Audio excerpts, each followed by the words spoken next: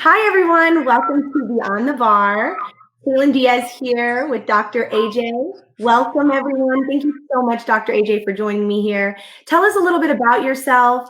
Tell us what you do, who you do it with, and how we met, and kind of just give us a little synopsis. Okay, great. Well, first of all, thanks for having me here, Kaitlynn. My name is Dr. AJ Rubano. I'm a chiropractic physician. I'm one of the managing partners at Total Vitality Medical Group, which is a multidisciplinary practice here in Hillsborough, Pinellas County, and also down in South Florida. A little bit about our practice is it's about 30 years old. It was started by a good friend of mine and my business partner, Dr. Brian Wolstein, who's been in this area from, he went to high school in Dunedin, and he's grown up in this area. It's wonderful being part of a multidiscipline group, because I get to see so many aspects of health and wellness as well as injury care. And I think that's a good perspective to have, when you're in the field that we're in. So. Absolutely. So you're the first doctor I've had on Beyond the Bar. So thank you. You're the guinea pig here. So bear with us. Well, I'm honored to be the first. It's either a blessing or a curse, right? Yeah. So I think it'll be a blessing. It'll be a blessing. It'll be a blessing. I think it'll be really awesome to get on the platform exactly what you feel lawyers should look for when they're getting a case. So let's say this client comes in and they're pretty banged up. They got into a car accident. What should they look for? And what are some red flags that they should look for, in your opinion, in reference to injuries? Sure. And that's a great question. We do see quite a few injury, cases in all of our clinics. I wouldn't say it's 100% of our patient base, but I would say probably close to 40 to 60% of our patient base. So I think, I'm in a unique position to have a good understanding of what injuries are like and what, attorneys should look for when evaluating a case. First of all, the first and foremost thing is, having a client who's ready and willing to get in for an evaluation. Because, certainly if the client is not going to get the care they need, I can imagine on the lawyer side, the lawyer perspective, that's going to be difficult for them to manage a case like that and obtain the highest possible result for the client. So that's first thing. I think somebody who's truly injured is going to want to get in and get treatment and be evaluated. So I think that's first and foremost, is just willingness and compliance. It's probably a better word of their client. Number two, obviously, a lot of the injuries that we deal with in our practice we're not seeing a lot of fractures and things like that, but we do see a lot of soft tissue injuries, sprains, strains, disc herniations and bulges, sometimes traumatic brain injuries. So I think it's important, obviously that there's imaging ordered relatively early in the case. My perspective is, I don't like to wait more than a week or two before obtaining some type of imaging studies, because that's going to help me assess, really the degree of injury that the client or patient has and treat them accordingly. So obviously that's going to show you, hard facts right away, what's going on with this client. So I think that's another big factor to look at is, what are the results of the imaging studies. Now, that's not the be all and end all, because I can tell you, especially in the traumatic brain injury world, we get cases where you refer for an MRI and the MRI is maybe inconclusive or it doesn't necessarily show anything, but yet the client, continues to experience maybe, post-concussion syndrome or some type of response, that indicates that there's more than meets the eye than what's shown on the MRI. But in most cases, I would say the imaging studies are going to line up. So that's a very, very big component of it. Absolutely. Leading off of that, COVID, with COVID going on, and your office has been extremely safe with masks and gloves, and I know that firsthand, working with you. So with COVID, have you seen obviously there's been some type of decrease? There's not as much movement. And what would you say what have you seen different really with COVID? in your office? Sure. Well, I mean, aside from the fact that like you said, we're having to take these additional steps like mask and gloves. I guess I'll take first the perspective what our office has done to help people stay healthy and keep people safe is, extra beyond when it comes to sanitation and disinfecting.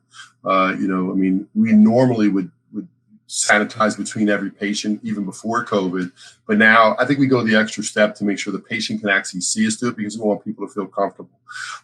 As far as changes in the amount of personal injury or the type of personal injury, I would say it's interesting because, we had a little bit of a drop off in the amount of patients we were seeing for about the first 2 weeks of COVID. But I've noticed going forward that actually, we've reached the normal, I guess, patient numbers in terms of visits that we had prior to the start of the pandemic. And I think that's maybe for a couple of factors. I heard study and probably want to confirm this, but there was some study by the Highway Traffic Safety that now that police officers are actually writing more tickets for people going 20 and 30 miles per hour over the speed limit than before COVID.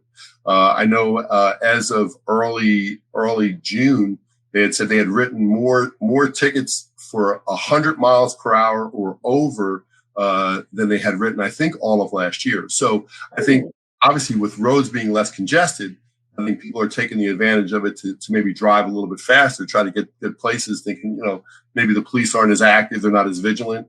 And also there's less cars on the road, so I can just go faster. So I think speed, often they say speed kills. Speed certainly, can lead to, more reckless type driving. So I think that's one of the things that we've seen is maybe some higher speed impact. So with that, different types, sometimes more severe injuries.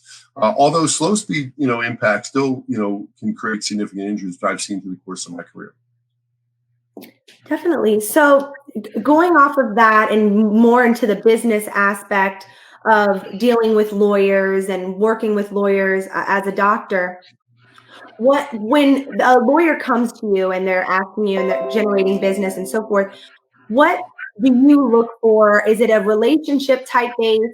Like when you're talking to them, it's that relationship type base and clients that they send you, or what advice would you give to young lawyers starting out, watching this beyond the bar, going on this, thinking, how am I going to generate business in a global pandemic right now? What am I going to do to generate? How am I going to get in with these chiros and get in with these certain, doctors and so forth? What can I do? What sets me apart? Sure.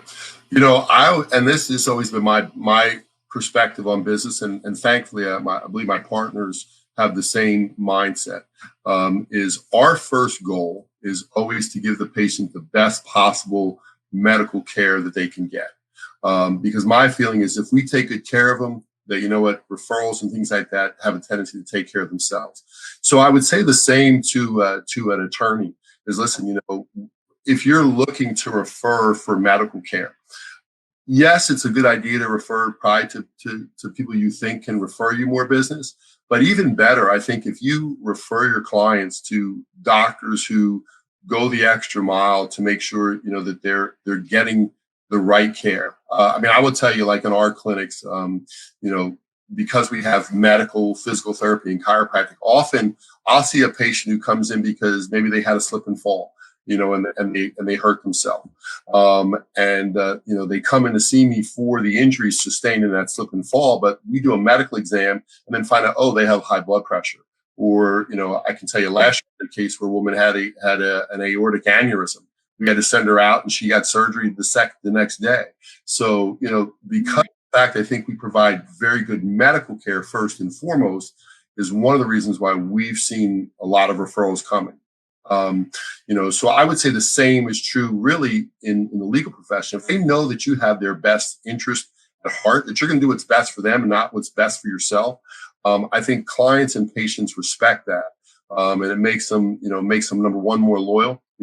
If they get into a second accident, they're going to call you. They're going to call you again, right? And the one thing I can say in the Tampa Bay area, I've seen people who've been in 3, 4, 5, 6 accidents. Even if none of those were their fault, because there's so much traffic here. We're close to that I-4 corridor. So, always go the process of doing what you're good at, letting them see that you take their interests first and foremost. And I think that's the thing that leads to the most referrals. As far as getting in to see doctors, this is certainly, it's difficult because I know a lot of doctors' offices are closed off with things like, with reps coming into the office and whatnot, because they're trying to limit the numbers. I would definitely recommend a few things. Call ahead of time. Certainly, let them know, listen, I'd like to meet, or I'd like to have lunch. What is your office comfortable with in terms of numbers, in-house? I think this day and age, maybe the pop-by or the drop-ins may not be the most effective, just because of that. Make sure you're wearing a mask. Make sure you're respectful of their office's policy on COVID-19 in terms of sanitation and things like that. So I think those are some of the other big things. And then obviously with things like Zoom and other platforms where you can do teleconferences may be a good way to do it as well. Going off a teleconference, I do have a very interesting question involving TBI, traumatic brain injury. Involving this, so on a teleconference, do you feel as if a neurologist on a teleconference could give you that? Because I think maybe that might be an issue for certain lawyers, a teleconference with a neurologist telling you, what's going on, how can you get that patient care if you're meeting this way? What advice do you have to give the lawyers about that? And what's your opinion on that? Sure. So we've actually used telehealth for some of our medical visits, some of our PT visits, not on the chiro side, the chiropractic side. And I'll just tell you what I've heard from my physicians and my PT, that it's a good avenue, especially when you have clients or patients who need the care, but otherwise would not treat. So my thought is some care is better than no care, especially when it comes to movement. It does limit what we can do exam-wise. But, I'm sure you watch over the next probably few months, we're probably going to see a ton of different applications, if they're not already in the works, of apps where people can use on their phone and connect, and, and they can get better numbers and better readings. It's something I'm sure we're going to have to see happen with what's going on.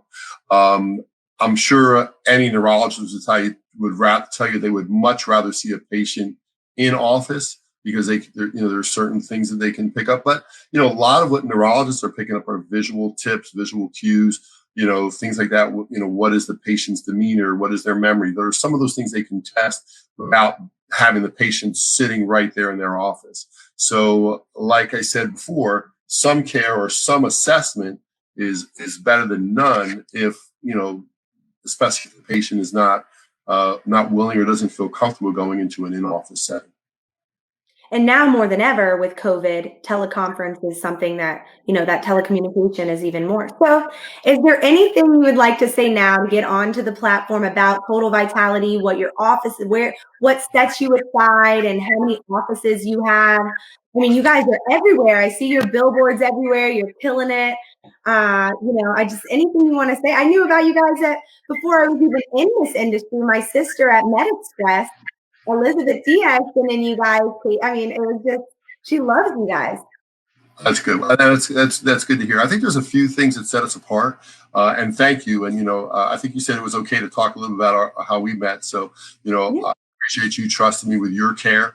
It says a lot that obviously you've had, maybe good thoughts coming in beforehand, and hopefully I've lived up to, and we as a team have lived up to those expectations on all your visits. To me, I can tell you that I think that's one of the things that does set us apart, is the fact that, again, we're doctors first. Yes, we market our practice because I think that's something you have to do, but we're doctors first. We're about, medical care, treating our patients good, wanting to get them the best possible care that they can get. We do have 14 locations now, most of which are in kind of the Tampa Bay, Pinellas County area. We have Tampa, Brandon, Wesley Chapel, Lutz, Port Richey, St. Pete, Sun City, and then Spring Hill. And we have 4 practices down in the Miami area. So, we've expanded down there, and we've got a couple other spots we're looking to. Bradenton, I forgot about that. We have one in Bradenton too. So, we do have a lot of the 75 corridor covered now. I did mention at the beginning that we're multidisciplined, and some people may not understand that term. And what that basically means is that we're able to provide medical care, meaning primary type medical care within our office. I think right now, the last count I heard was we have about 13 to 15,000 active medical patients for all of our office, and those are people who weren't in accidents, just who use us and trust us for things like anti-aging and general health. I have a funny story. Whenever my next door neighbor uses you, he came yeah. over. He was like, "Oh my gosh, my neck feels so much better." I was like, "Oh, really, Levi?" He goes, "Yeah, that Dr. AJ, he just transitioned me, and I just feel like $1 million." I was like, "Oh, did you get in an accident?" He goes, "Oh no, I just need to be transitioned and all this." I'm going to him like every time I need to get fixed. I'm going to go. That's great. I love to hear that. Those are great stories. They come to you guys. And that's one of the things that I love what I do. I love to hear. I love to make people feel better. And I really feel like our whole team is the same way. They live for, making people feel better. I think that it's the combination of the different, modes of care that I think is probably the biggest thing that separates. We work in synergy. When I first got out of chiropractic school, I can tell you that many chiros, we're almost taught to not like medical doctors because they have a different approach. But what I found is that those different approaches, they educate me more, and I'm able to educate them more. And so when I have one of our medical practitioners is maybe seeing a patient who's in for diabetes or high blood pressure, they're able to say, "Listen, I think, my chiro or my PT can help you with this, which is another issue you have," and they help them, reach more optimal type health, which is why we're called Total Vitality. We want people to have full life. And certainly if you've had an accident, you're not living your full life, I think Total Vitality is a great source for getting you back on your feet. Exactly. So ending the show, is there anything you want to say to your team at Total Vitality, like a final, like something that you'd like to say to them? And then we're going to end with the last call. And I can't thank you so much for being and joining me, but I just wanted to see if there was anything you'd like to say. Sure. Yeah, I definitely would like to say that, I hate to point out just one employee because we have so many and, probably close to 100 now. But, I would say, from our front desk to our techs to the LMTs and physical therapists we have in our office, just keep doing your best. Keep treating people with respect, with care. Make people feel like they're $1 million. And if they keep feeling like they're $1 million, we'll continue to be successful and stay in business. So love it. So the last call, if you could be a rock star, which one would you be and why? Oh man, rock star. That's a good question. I don't know if this would count as a rock star because it's probably more along the lines of like hip hop or rap. But it's okay. What like artist? Maybe Vanilla Ice. I could be Vanilla. I like it. Okay, and what are some things you've picked up with COVID, with quarantine, like some new hobbies you picked up or things you've done? Well, to be safe with social distancing, I started riding motorcycles. I went from I actually got 2 motorcycles now. I've got a Harley Davidson, which me and my partner Brian, we love to ride together, and I've got those crotch rockets. I've got a Yamaha R6, so I love to do that. One of our massage therapists he trains people on gun safe and whatnot. So he's actually got me into, shooting pistols and rifles. Actually, I just shot in a competition with Peter Castro yesterday. We shoot out over at the Wyoming Antelope Club. So those are a couple. And then my biggest hobby though is I love MMA and boxing, and I've been doing a lot of boxing training with a buddy of mine, this guy by the name of Josh Rafferty, who's a black belt in jiu-jitsu. Oh, that's awesome. They're all really expanded, I think, through COVID because they help me stay socially distant. I like it. Thank you so much, Dr. AJ. Thank you everyone for joining in. Beyond the Bar. Up next, stay tuned. Thank you, everybody. Thanks, Kaitlynn.